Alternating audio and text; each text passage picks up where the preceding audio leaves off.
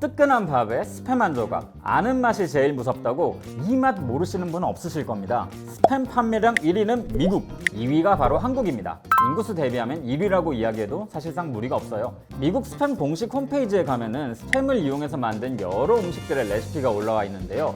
단연 돋보이는 이것! 부대찌개와 김밥입니다. 한국인의 스팸 사랑 정말 유별나죠? 명절 직전에 지하철 타면은 스팸 세트 들고 있는 사람 꼭 있잖아요. 이 스팸을 명절 선물로 주고받는 이야기가 뉴욕 타임스 1면에 실리기까지 할 정도입니다. 스팸 없는 스팸 덮밥으로 커뮤니티를 뜨겁게 했던 사건도 있었죠. 스팸을 먹고 싶어서 스팸 덮밥을 시켰는데 정작 내용물에는 런천 미트가 들어있다라면서 주문자와 사장님 사이에 설전이 벌어졌었죠. CJ 제일제당이 여기에다 스팸 사용업체에 인증마크까지 부여하겠다고 나섰고요. CJ는 스팸을 팔기 위해 과연 어떤 노력까지 했을까요? 그리고 우리는 왜 이렇게 스팸을 좋아하게 된 걸까요? 저는 김밥이고요. 오늘 제가 떠먹여드릴 이야기, 한국인들이 스팸을 좋아하게 된 진짜 이유입니다. 스팸의 탄생 스토리, 이젠 정말 유명하죠? 미국의 홈회사가 돼지고기를 정육하고 남은 부위를 모아 만든 통조림 햄. 돈슐랭을 봐오신 분들이라면 아시겠지만은 기업 입장에서는 이렇게 버려지거나 놀고 있는 자원을 활용하는 게 진짜 중요합니다. 그리고 이 시도가 기업과 사회 자체를 변화시키는 사례도 많고요. 스팸도 마찬가지였어요. 그런데 유독 한국 사람들이 이 스팸을 좋아하죠? 반대로 미국에선 싸구려라고 취급을 제대로 못 받고 있고요. 이유가 뭘까요? 스팸이 가진 세 가지 특징, 고염, 고지방, 장기 보존성입니다. 이 세 가지가 꼭 필요한 곳이 한 곳 있죠. 바로 군대입니다. 알려져 있다시피 스팸은 전투 식량으로 아주 유용하거든요. 또 스팸은 누가 뭐래도 맛있는 고기잖아요. 당시에도 스팸은 꽤 먹을만 했거든요. 2차 세계대전 발발과 함께 영국, 소련 등의 연합국으로 엄청난 양의 스팸이 실려갔습니다. 미국이 참전하면서부터는 미군이 가는 곳마다 스팸이 깔렸고요. 그냥 깔린 정도가 아닙니다. 발에 차여요. 근데 문제는요, 너무 많이 뿌렸다는 거예요. 경제학에서는 너무 흔한 상품은 사람들에게 높은 평가를 받지 못한다고 이야기합니다. 마찬가지로 이 스팸이 군인과 전쟁을 겪던 나라의 사람들에겐 정말 지긋지긋했고요. 전쟁 이전에 집에서 해먹었던 수제 소세지, 수제 햄 같은 게 그리운 거죠. 이렇게 스팸은 유럽과 미국에서 전쟁 시기 빈곤을 상징하는 상품으로 이미지화되었습니다. 한국에 스팸이 들어온 것도 비슷한 맥락입니다. 1950년 한국 전쟁의 발발로 미군이 들어오면서 자연스럽게 스팸도 함께 들어왔어요. 그럼 유럽과 미국에서는 빈곤의 상징이었던 스팸이 한국에선 왜 아니었을까요? 그 이유 첫 번째, 2차 세계대전 당시 스팸이 제공된 곳은 어찌됐건 강대국입니다. 서유럽은 이미 20세기 초에 냉동 선박을 이용해서 아르헨티나로부터 쇠고기를 수입할 정도였습니다. 이런 강대국들은 전쟁 이전에도 신선한 고기를 먹는 게 가능했고요. 축산업이 이미 발달돼 있고 기술도 충분했거든요. 그에 비하면은 우리나라는 빈곤 국가였고 또 고기가 귀했죠. 소는 지금도 귀하지만 그땐 더 귀했고 돼지는 퇴비를 목적으로 한두 마리씩 키운 게 다였어요. 제대로 된 돼지고기가 있을 리가 만무했기 때문에 한국인에게 스팸은 정말 훌륭한 고기였을 겁니다. 이건 이미 알고 계신 분들도 많을 거예요. 두 번째, 뿌린 양의 차이에 있습니다. 미국이 2차 세계대전 기간 동안 보급한 스팸의 양만 수십만 톤입니다. 2차 대전 때 미국은 1000만 명이 넘는 병사를 동원했었고 이 병사들에게 먹일 스팸 뿐만 아니라 연합군에게도 지원할 양까지 공급했으니 어마어마했죠. 당시 영국을 스팸랜드라고 불렀을 정도였어요. 그에 비하면 한국 전쟁의 규모는 상대적으로 작았습니다. 참전한 미군의 수는 2차 대전의 약 10분의 1이었고 연합군인 유엔군도 파병의 형식이라서 스팸을 대량 공급해야 될 나라도 없었으니까요. 풀린 스팸의 양에서부터 차이가 확 납니다. 게다가 전쟁 이후 우리나라에서는 수입을 철저하게 규제했었거든요. 때문에 스팸을 맛보려면 미군과 연줄이 닿아 있거나 유통기한 때문에 폐기 처리한 스팸을 주워오는 방법 외에는 없었어요. 그만큼 우리나라에서 스팸은 희소성이 높은 상품이었던 거죠. 반면 미국은 정말 질리도록 이 스팸을 먹었고요. 이 맥락을 보면 외국에선 싸구려 취급받는 스팸이 한국에서만 유독 고급 취급을 받는다라면서 이상하게 볼 수는 없는 거죠. 실제로 2차 대전인 태평양 전선에서도 많은 양의 스팸이 풀렸는데요. 이 스팸이 하와이를 비롯해 괌, 필리핀 등의 식문화에 큰 영향을 줍니다.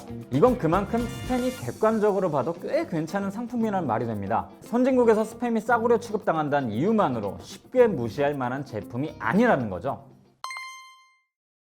국내 시장에 제대로 된 햄이 등장한 것은 1980년입니다. 1970년대부터 양돈 산업이 본격적으로 시작됐으니까 햄도 나와줄 때가 됐죠. 롯데햄과 제일제당이 공장을 세우고 본격적으로 햄을 만들기 시작했습니다. 이전에는 밀가루에다가 돼지고기를 찔끔 넣어서 햄을 흉내낸 수준이었다면 이젠 고기 함량이 많은 진짜 햄이 나온 겁니다. 1983년 롯데햄에서 출시한 로스팜, 무려 고기 함량이 95%입니다. 충격적인 변화였죠. 로스팜도 당시 사각캔에 담겨서 나왔는데요. 이 로스팜 출시 한 달 후엔 제일제당에서도 런천 미트라는 사각캔햄을 냈습니다. 출시 일자가 비슷한 것을 보면 모르긴 몰라도 아마 이 사각캔을 두고 양사 직원들 간에 엄청난 전쟁이 있었겠죠. 표면상으로 화려했던 이 햄 전쟁은 실제로는 화려하진 못했습니다. 우리나라는 햄을 먹는 문화권도 아닌데다 맛은 있는데 손이 갈 듯 말 듯 애매하게 비싸잖아요. 이런 이유 때문에 이후 신상품들은 야채, 닭, 칠면조 고기를 섞어서 가격을 낮췄습니다. 그리고 돼지 가격이 폭등과 폭락을 반복하면서 롯데햄과 제일제당 모두 적자를 기록하기도 했고요. 롯데햄이나 제일제당 모두 언젠가는 터지겠지, 햄 붐은 온다, 이러고 버티는 거죠. 생각해보면 80년대 햄 사업은 그 시대의 스타트업이었던 겁니다.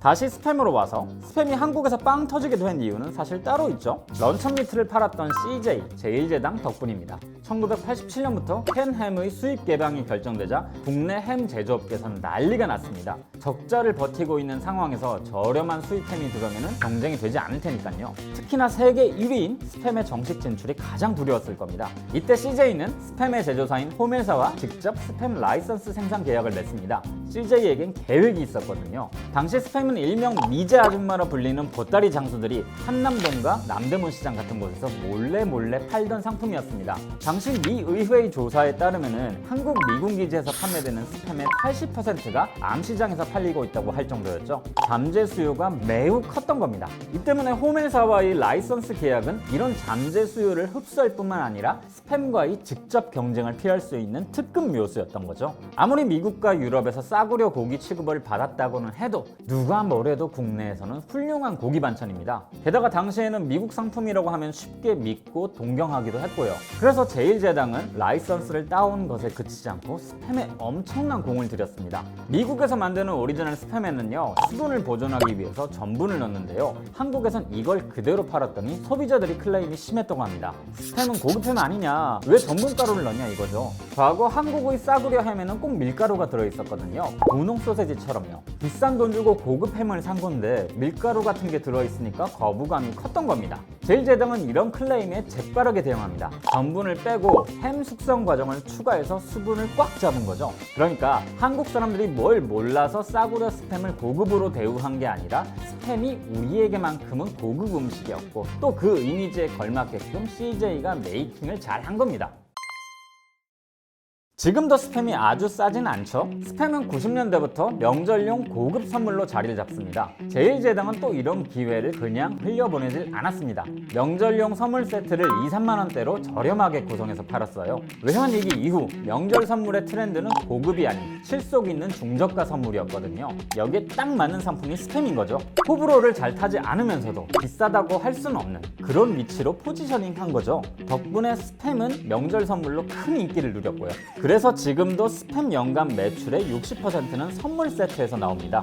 뉴욕타임스 일면에 이런 기사가 실리기도 했습니다. 한국에서 스팸은 미국에서 물려받은 싸구려 캔햄이란 오명을 벗고 명절 시즌에는 세련된 포장으로 3만 원 이상 가격에 판매된다. 이 기사를 쓴 한국 특파원은 한국에서 스팸 생산 공정을 보고 이 정도로 엄격하게 관리할 줄 몰랐다고 전하기도 했습니다. 90년대 들어오면서 사람들의 소득이 늘고 스팸을 어디서나 구할 수 있게 되면서 희소성은 점차 사라지기 시작했습니다. 하지만 그 덕에 대중상품으로 인기를 얻게 된 거죠. 아무튼 이 흐름에 쐐기를 박은 게 바로 2002년 김원희 씨의 스팸 광고입니다. 스팸 한 조각에 밥 한 숟가락, 이게 진짜 공식이긴 하죠. 이 카피는 스팸을 진짜 밥도둑으로 안착시킵니다. 외국의 언론들이 한국의 스팸의 인기를 보고 이해할 수 없는 현상이라고들 하죠. 소비에는 언제나 맥락이라는 게 있습니다. 그 나라의 문화, 역사, 습관, 산업과 아주 강력한 연관을 맺고 있어요. 한국의 한국에서 스팸의 인기는 햄이라는 상품이 없는 데다가 수입을 막아버렸기 때문에 희귀템 딱지가 붙을 수밖에 없었던 한국의 상황, 그리고 빈곤 국가에서 경제 대국으로 성장한 궤도가 합쳐진 결과입니다. 스팸이 우리나라 사람들에게 사랑받게 된 것은 오히려 더 이상 고급 음식이 아니기 때문입니다. 최근 우리나라에서도 샤큐테리 문화가 보급 중이죠. 샤큐테리는 염장, 훈연, 건조를 거친 햄인데요. 스팸이랑 종종 비교가 되곤 합니다. 하지만 아무리 샤큐테리 문화가 우리 일상의 자리를 잡는다고 한들 스팸의 위상을 위협할 것 같진 않습니다. 스팸은 이미 우리 식탁에 잘 안착한 반찬이자 한식 재료로 자리 잡았거든요. 이유 없는 소비는 절대로 없다는 사실, 스팸을 볼 때마다 기억해 주시길 바라면서 저는 이만 인사드리겠습니다.